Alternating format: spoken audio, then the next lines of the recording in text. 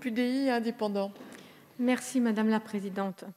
Madame la Ministre, Monsieur le Ministre, bienvenue. Je voudrais me faire l'écho de certaines difficultés rencontrées dans ma circonscription qui sont l'image de très nombreux problèmes rencontrés par des milliers de concitoyens pendant cette crise. Un Beauvaisien ayant acheté un fonds de commerce au 1er octobre 2020 s'est vu contraint d'arrêter son activité un mois après, à la suite des restrictions sanitaires mises en place. Or, il n'est éligible à aucune aide puisque celles-ci sont réservées aux commerces ayant eu une activité avant le 30 septembre 2020. Reprendre un fonds de commerce est un acte courageux, un pari risqué, qui engage bien souvent toutes les économies de ceux qui s'y lancent. Or, de nombreux Français ayant pris ce risque au mauvais moment se retrouvent privés d'aide pour n'avoir pas travaillé assez longtemps, tout en devant rembourser des sommes importantes empruntées pour l'ouverture de leur commerce. Dans ma circonscription encore, un autre Oisien a démissionné de son entreprise pour une promesse d'embauche plus attrayante. Lorsque la crise est arrivée, la seconde entreprise n'a pas pu l'embaucher. Et puisqu'il avait démissionné, il s'est évidemment retrouvé privé d'indemnité chômage. Pendant ce temps-là, bien sûr, crédits, impôts, loyers et charges s'accumulent. Comme lui, beaucoup de Français se retrouvent dans ce que j'appelle des trous noirs administratifs.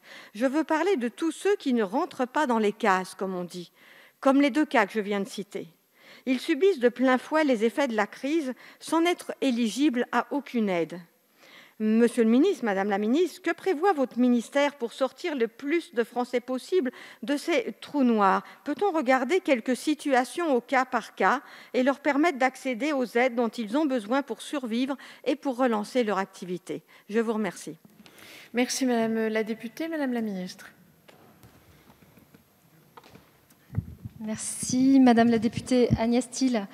En ce qui concerne le calcul du chiffre d'affaires de référence pour les aides aux entreprises créées récemment, vous n'êtes pas sans savoir que le Fonds de solidarité a été progressivement élargi aux entreprises nouvellement créées. C'est pour cette raison que différentes périodes sont prises en compte pour le calcul de l'aide, qui doit obligatoirement reposer sur un chiffre d'affaires fait par l'entreprise. Normalement, la date de création d'entreprise à prendre en compte pour le Fonds de solidarité est la date de début d'activité mentionnée sur le formulaire de déclaration déposée au centre de formalité des entreprises. Néanmoins, par exception, lorsque l'activité a débuté postérieurement à la date indiquée, l'entreprise peut prendre en compte la date à laquelle elle a pour la première fois rempli la double condition d'avoir disposé d'immobilisation et d'avoir versé des salaires ou réalisé des recettes. Pour les entreprises créées entre le 1er février 2020 et le 29 février 2020, le chiffre d'affaires de référence est celui réalisé en février 2020 et ramené sur un mois.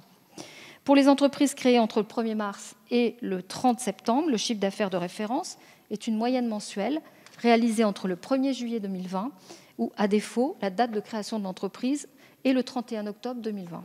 Pour les entreprises créées entre le 1er octobre 2020 et le 31 octobre 2020, le chiffre d'affaires de référence est celui réalisé durant le mois de décembre 2020.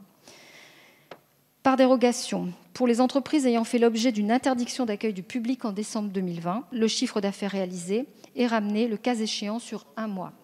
Pour les entreprises créées entre le 1er novembre et le 31 décembre, le chiffre d'affaires de référence est celui réalisé durant le mois de janvier 2021.